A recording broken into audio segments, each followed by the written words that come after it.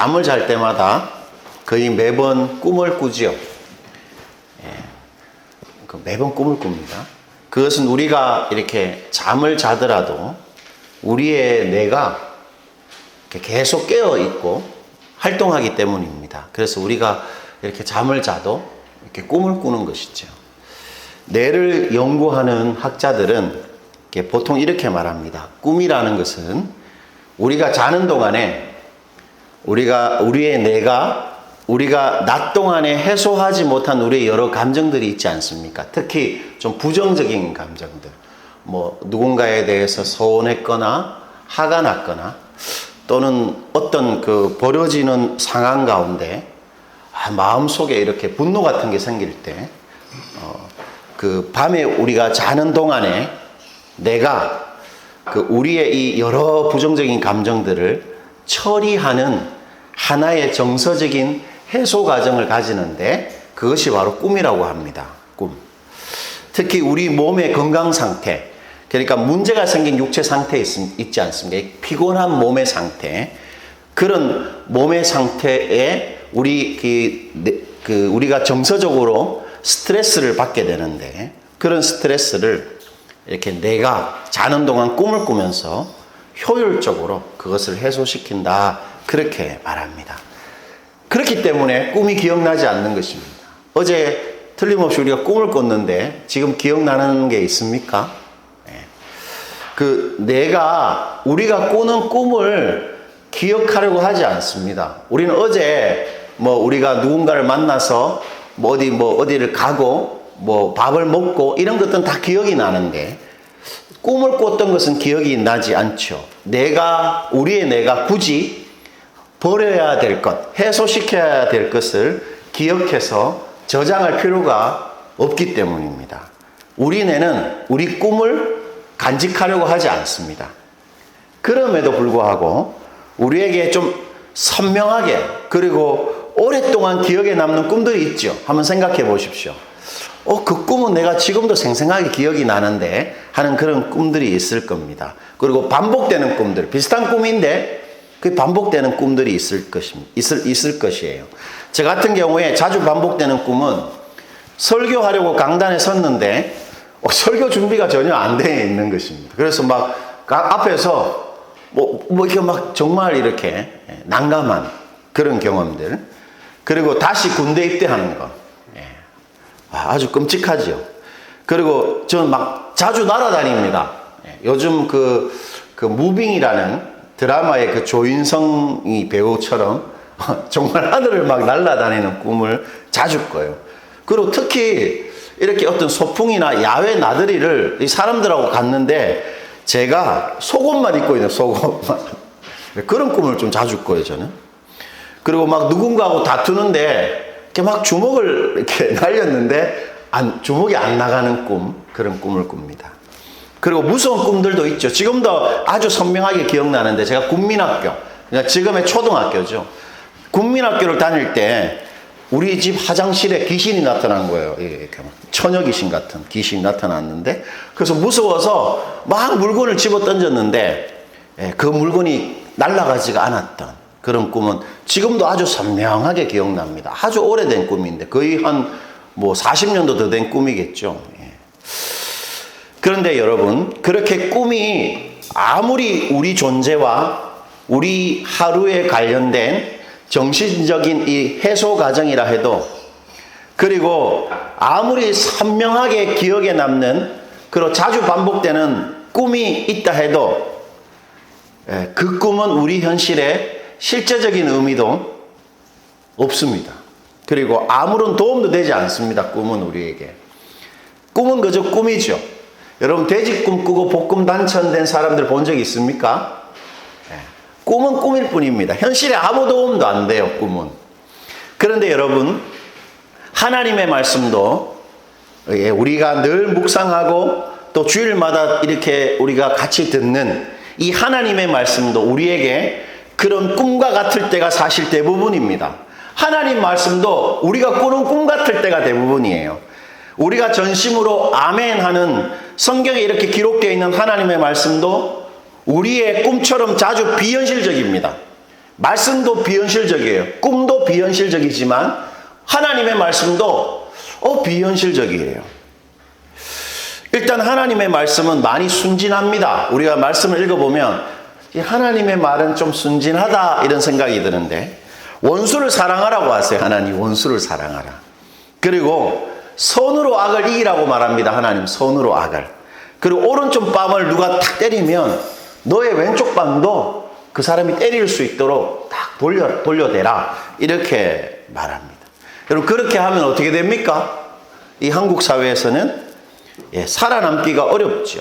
말씀은 좀 천진난만한 아이가 하는 말 같은 그런 느낌을 줄 때가 있습니다. 그리고 하나님의 말씀은 현실 감각이 많이 부족합니다. 현실감이 부족해요. 우리에 대한 감정이입을 하나님의 말씀은 잘 못하는 것 같습니다. 항상 기뻐하라고 하니까 우리 보고 항상 기뻐하라고 합니다. 항상. 그리고 환난이 오면 하나님 어떻게 말하시냐면, 너희에게 병이 생기거나 사건이나 사고가 생기면 그것 즐거워하라고 말합니다. 자랑하라고 말하는 게 즐거워하라, 자랑하라. 그리고 박해를 받으면, 우리가 저번 주에 팔복 마지막에 했던 것처럼 막 누가 우리에게 욕하고 우리를 때리면 기뻐 날뛸 만큼 즐거워하라고 하나님 말씀하십니다. 여러분, 어떻게 항상 기뻐할 수 있습니까? 우리는 살아가면서 낙심하고 지겹고 고달프고 어떤 일 때문에 이곳을 떠나버릴까 내가 막 화가 나고 우리 처한 상황을 이렇게 벗어나고 싶을 때가 대부분 많죠. 그런데 어떻게 항상 기뻐할 수가 있습니까? 실패하고 망하고 병이 들면, 환난이 닥치면, 고난이 오면 그걸 어떻게 자랑합니까? 자랑하기 어렵죠. 내가 실패했는데. 누군가가 날 욕하고 괴롭히고 모함으로 누명을 씌울 때 우리 어떻게 즐거워할 수 있습니까? 우리 어떻게 즐거워할 수 있죠? 말씀은 우리 현실과 우리 감정에 대한 이해와 배려가 많이 부족해 보입니다.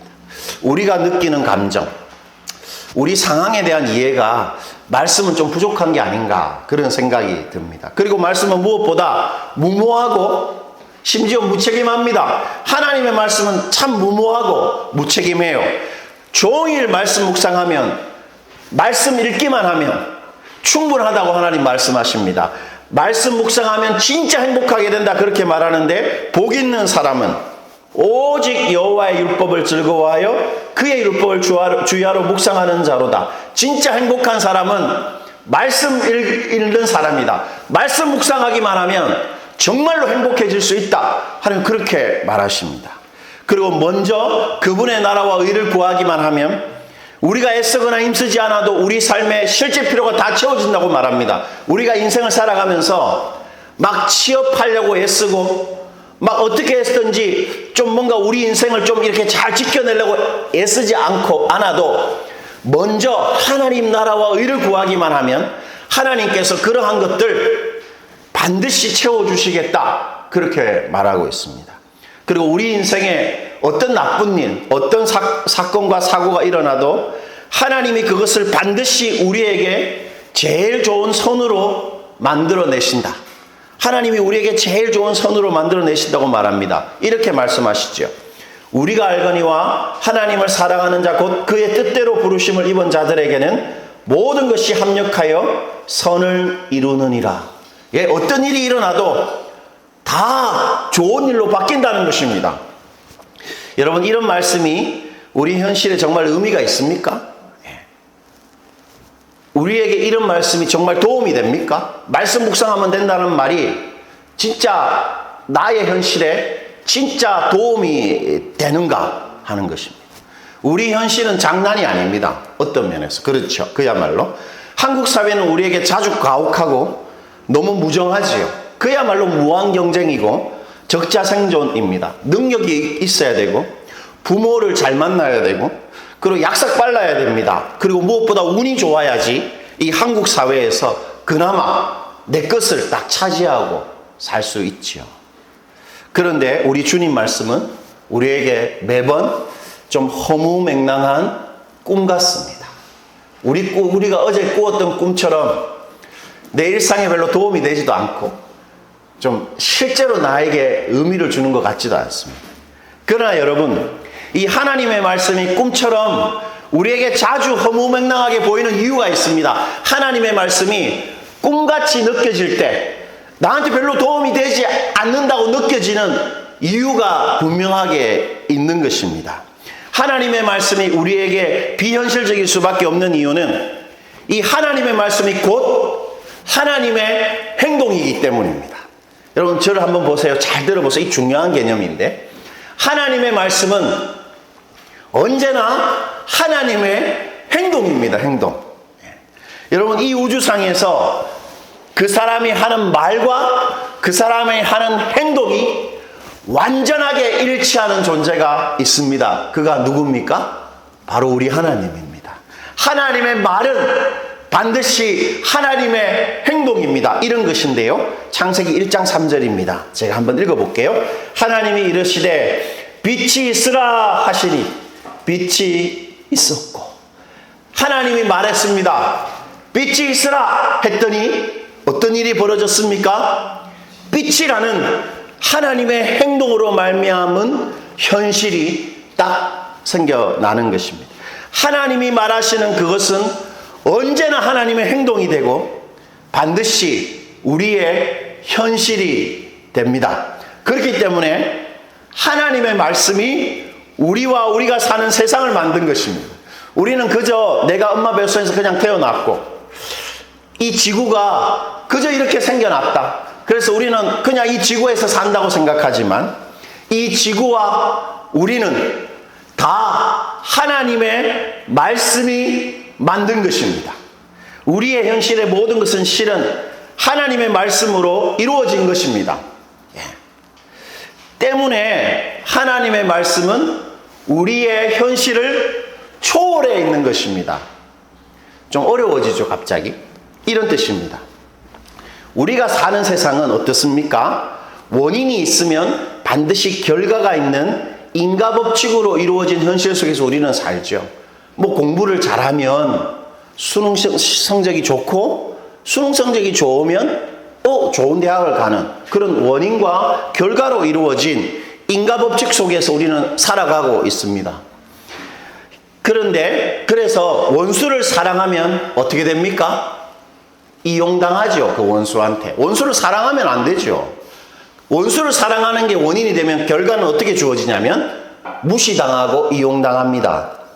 그리고 실패하고 망하면 우리가 인생을 살아가다가 직장에서 쫓겨나거나 뭐 결혼 생활을 실패하거나 뭐 예를 들면 그렇게 망하면 어떻게 해야 됩니까? 우리는 낙심하고 부끄러워해야 되죠. 자랑해서는 안 됩니다. 그런 것들을 자랑하면 안 되죠. 어떻게 했든지 다시 일어나서 보란듯이 제기를 해야 됩니다. 우리가 실패하고 혹시 망했을 때. 그리고 말씀만 묵상하고 살면 어떤 일이 일어납니까? 어떤 일이 일어나죠? 굶어 죽습니다. 직장 구하는 것보다, 내 직장 구하는 것보다, 내가 어떤 대학을 가는 것보다 먼저 하나님의 나라와 의를 구하면 평생 가족들만 고생시키는 사람이 되는 거죠. 그것이 바로 우리가 처한 현실입니다. 원인과 결과로 이루어진 인과법칙의 우리 현실입니다. 그게 우리 현실은 인과법칙, 원인과 결과로 똘똘 뭉쳐져 있습니다. 그런데 하나님이 그 현실을 말씀으로 만들었습니다. 우리의 현실 때문에 하나님은 우리가 살고 있는 이 현실의 인과법칙을 어떻게 하고 있겠습니까? 벗어나 있는 것입니다. 초월해 있는 것입니다. 이건 당연한 이야기인데요. 여러분, 우리가 어떤 공방에서 도자기를 만들었다고 한번 생각해 보십시오. 도자기. 이렇게 막 돌려서 도자기를 만들었다고 생각해 보십시오. 우리는 우리가 만든 도자기 안에 있을 수 있습니까? 안 되죠. 우리는 우리가 만든 물건, 우리가 창조한 물건 밖에 반드시 있게 되는 것입니다. 초월해 있다는 말입니다. 그게. 그처럼 세상을 창조한 하나님의 말씀이 이 세상 현실을 만들었기 때문에 말씀도 우리 현실 밖에 있을 수밖에 없는 거예요. 초월해 있다는 말입니다. 그래서 말씀이 우리 현실 안에서 우리가 살아가는 인과법칙 속에서 대번에 체험되지도 않고 우리의 현실 속에서 말씀이 전혀 작동하지도 않는 것 같고, 말씀 묵상하면 행복해지나? 그게 어떻게 가능해? 이런 느낌이 들고, 먼저 하나님의 나라와 의를 구하면 하나님이 우리 현실 문제에 다 채워준다고 했는데 그게 진짜로 이루어질 수 있나? 그런 생각이 드는 것입니다. 마치 여러분, 지구가 스스로 자전하잖아요. 자전합니다. 그리고 지구는 태양 주위를 공전하고 있습니다. 이것이야말로 이 세상의 가장 근원된 토대지 않습니까? 그러니까 생태계의 가장 근본된 사실을 우리는 지구 안에서는 전혀 눈치조차 채지 못합니다. 여러분, 지구가 돌고 있다고 느껴지세요? 우리 지구가 태양 주변을 돌고 있다고 느껴지십니까? 우리는 전혀 그 사실을 알아채지도 못하는 것과 똑같은 이치입니다. 인과법칙으로 이루어진 우리 현실 속에서 그 현실을 초월해 있는 하나님의 말씀이 사실이고 진짜로 나에게 이루어진다는 것을 우리는 쉽게 알 수가 없습니다. 하나님의 말씀이 나의 진짜 현실이 될 것이라는 사실을 우리는 눈치조차 채기가 어려운 것입니다. 그러나 바로 이 하나님의 말씀이 이 세상과 우리를 존재하게 했고 지탱하고 유지하고 있는 것입니다. 왜냐하면 우리 하나님의 말이 바로 하나님의 행동이 되기 때문입니다. 우리는 우리가 가지고 개발한 우리의 자원들, 우리가 열심히 살고 성실하게 살고 우리가 착하게 살면 우리 삶을 행복하게 만들 수 있고 우리 스스로를 우리는 내가 지킬 수 있다라고 생각합니다. 그런 자신감이 우리한테 있습니다. 그런데 만약 한번 생각해 보십시오, 여러분. 지구 밖에 있는 태양, 지구 안에 우리 일상 속에 있는 거 말고 우리 지구 밖에 있는 태양이 그 빛과 열기를 멈춘다고 한번 생각해 보십시오. 태양이 갑자기 빛을 잃고 태양이 그 열기를 내는 것을 멈춘다고 한번 생각해 보십시오.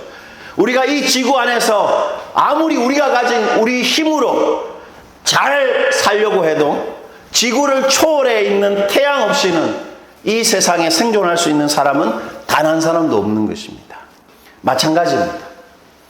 우리 현실을 초월해 있는 하나님의 말씀이 태양같이 중요하게 느껴지지 않지만 태양이 멈추면 우리 다 죽는 것처럼 하나님의 말씀 없이 우리는 존재할 수 없게 되어 있는 것입니다. 하나님의 말씀이 우리를 생존하게 하고 우리를 이 세상에 살아가게 하는 것이죠. 하나님의 말씀이 우리를 살게 하는 것입니다. 우리가 단지 느끼지 못할 뿐입니다. 오늘 본문의 주인공인 요셉도 바로 그 꿈과 같은 하나님의 말씀으로 하루하루를 살아가는 사람이었습니다. 여러분, 오늘 본문 20절 우리 한 번 더 읽어볼까요? 20절입니다. 자, 그를 죽여 한 구덩이에 던지고 우리가 말하기를 악한 짐승이 그를 잡아먹었다 하자.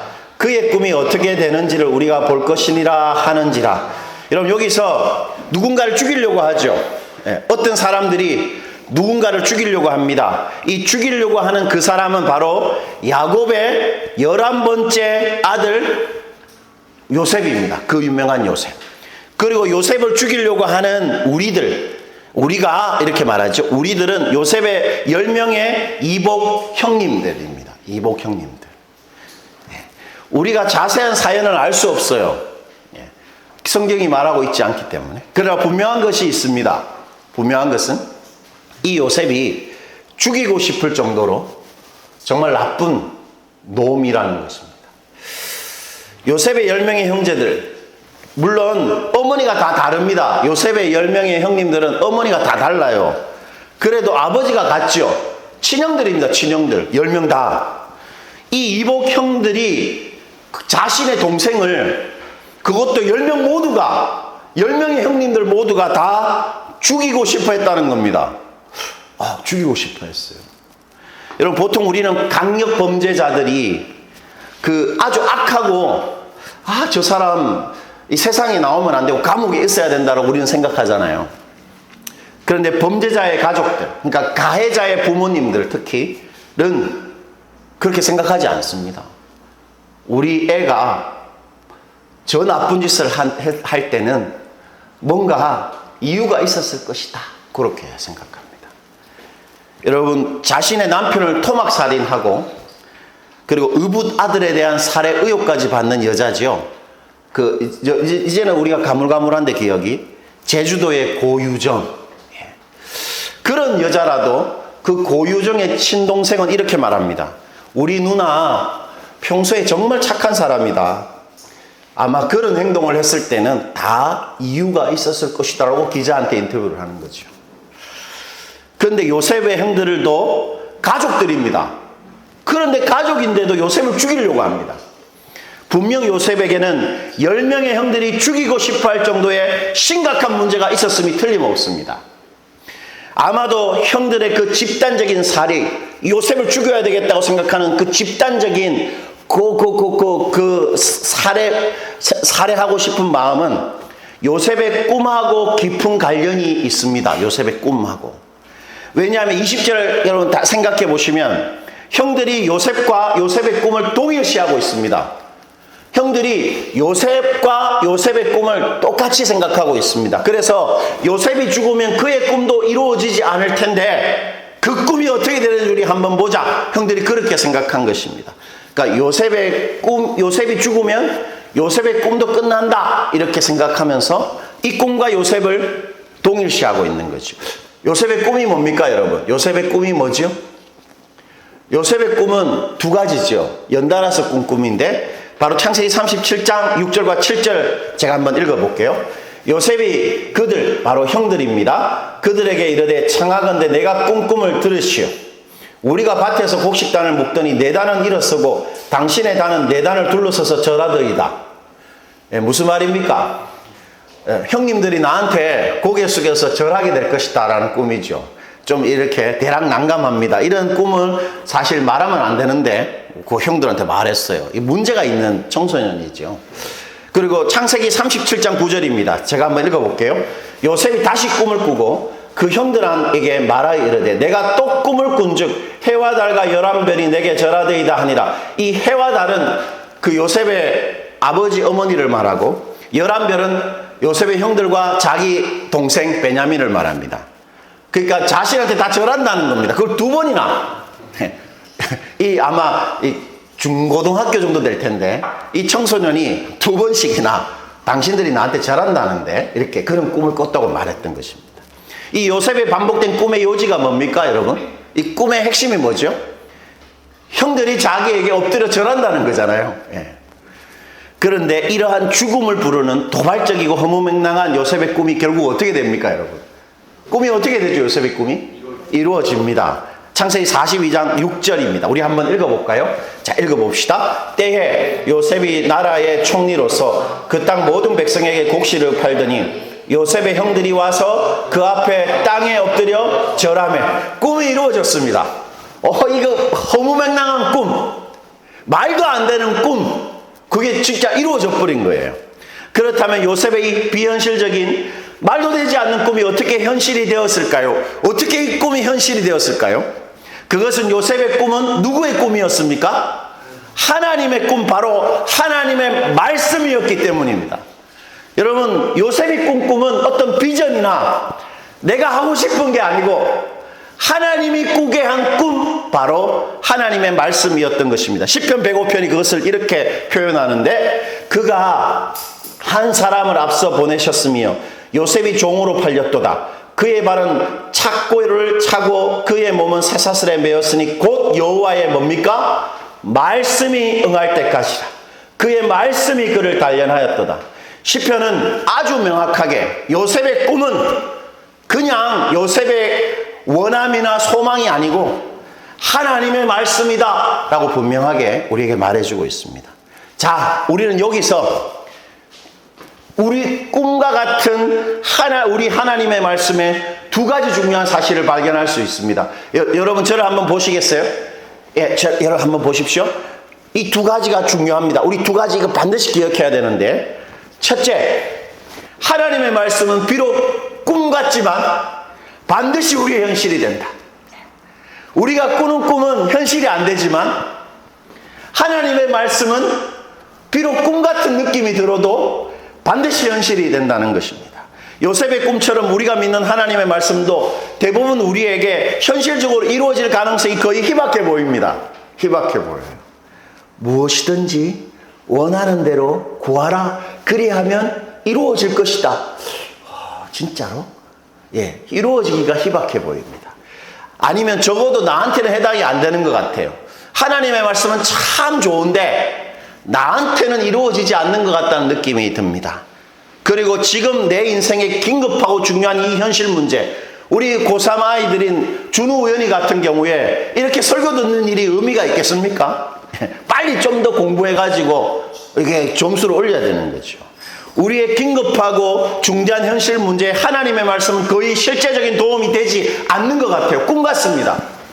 그러나 요셉의 꿈은 하나님의 꿈이었기에 반드시 현실이 되었던 것이죠. 즉 아무리 꿈처럼 허무맹랑하고 나에게 비현실적으로 말씀이 보여도 그 꿈 같은 말씀이 하나님의 말이기 때문에 반드시 나의 현실이 되는 것입니다.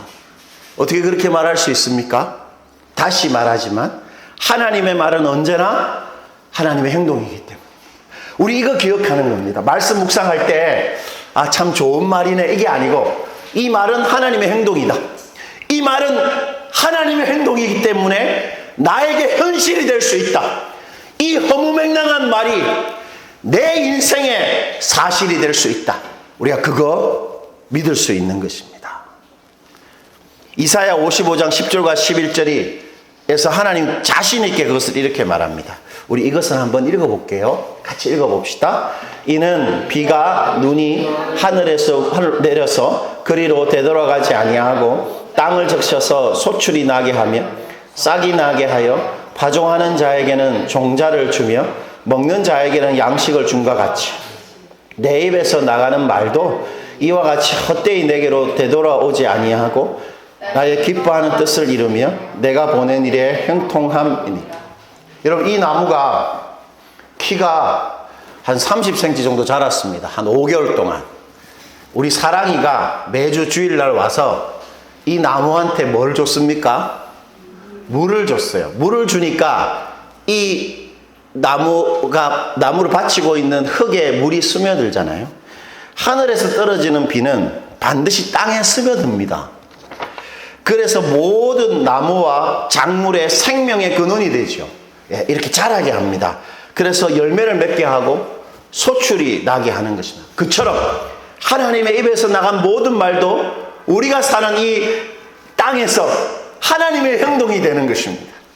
하나님의 말씀은 반드시 우리 현실에 하나님의 행동이 되는 것입니다.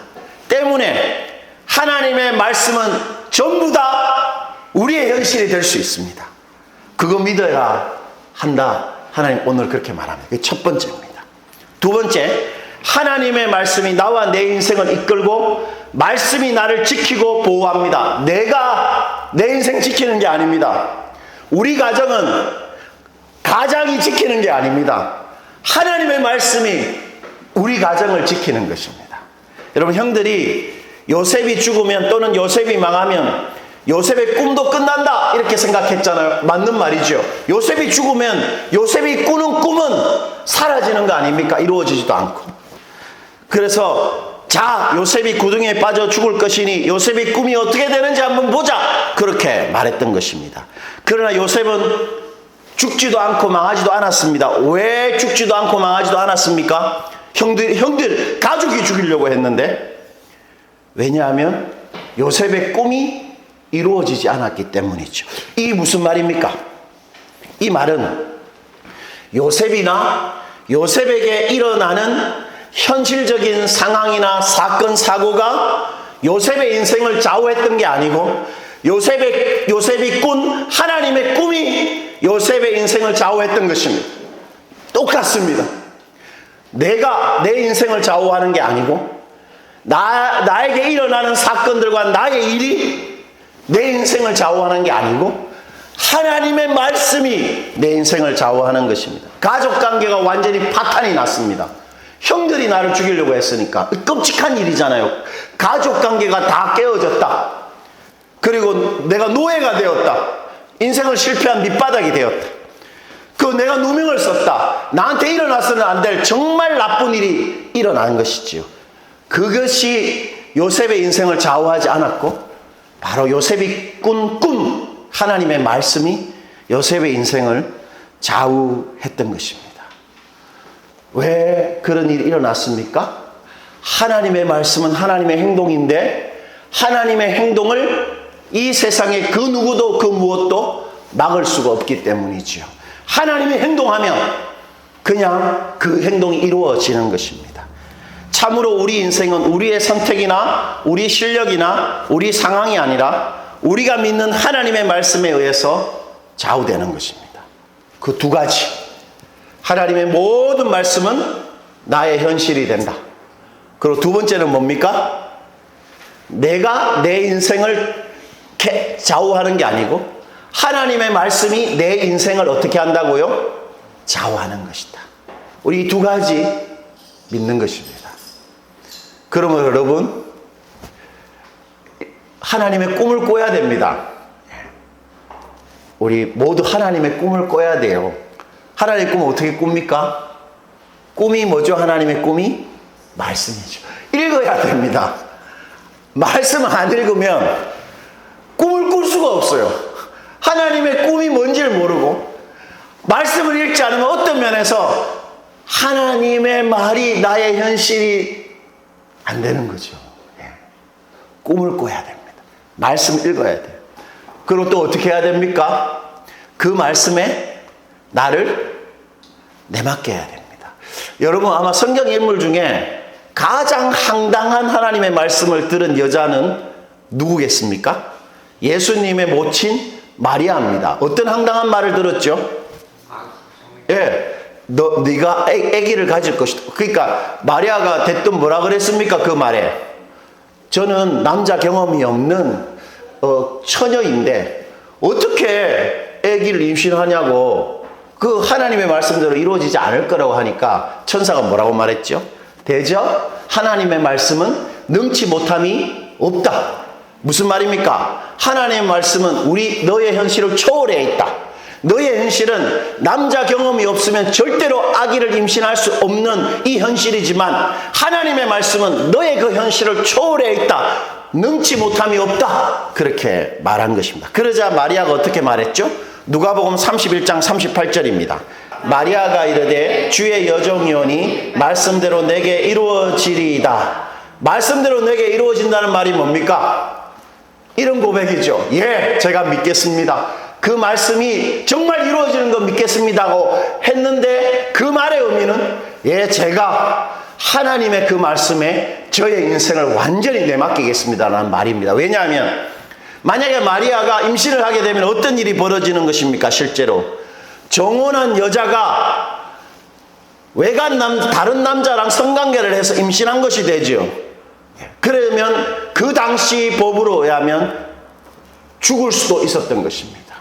마리아는 그 죽음이 예상되었음에도 하나님의 말씀에 자신의 몸과 자신의 인생을 내맡겼던 것입니다. 이처럼 우리가 믿은 말씀에 우리 자신과 우리 가족의 모든 것을 투신하면 절대로 실패하거나 망하지 않습니다. 말씀에 자신의 가족과 자신의 인생을 맡기는 사람은 반드시 그 말씀이 현실이 되는 진짜 복을 마리아처럼 누리게 되는 것입니다.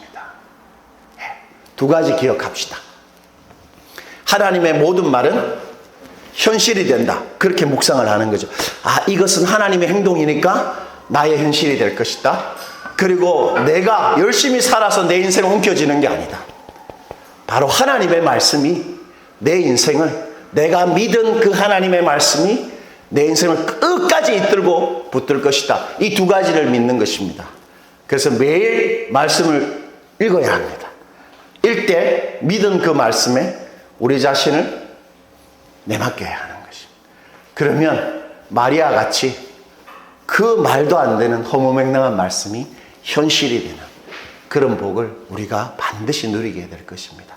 우리 모두 그렇게 하나님의 말씀이 내 삶과 내 현실이 되는 그런 복된 여러분 되시기를 축원드립니다.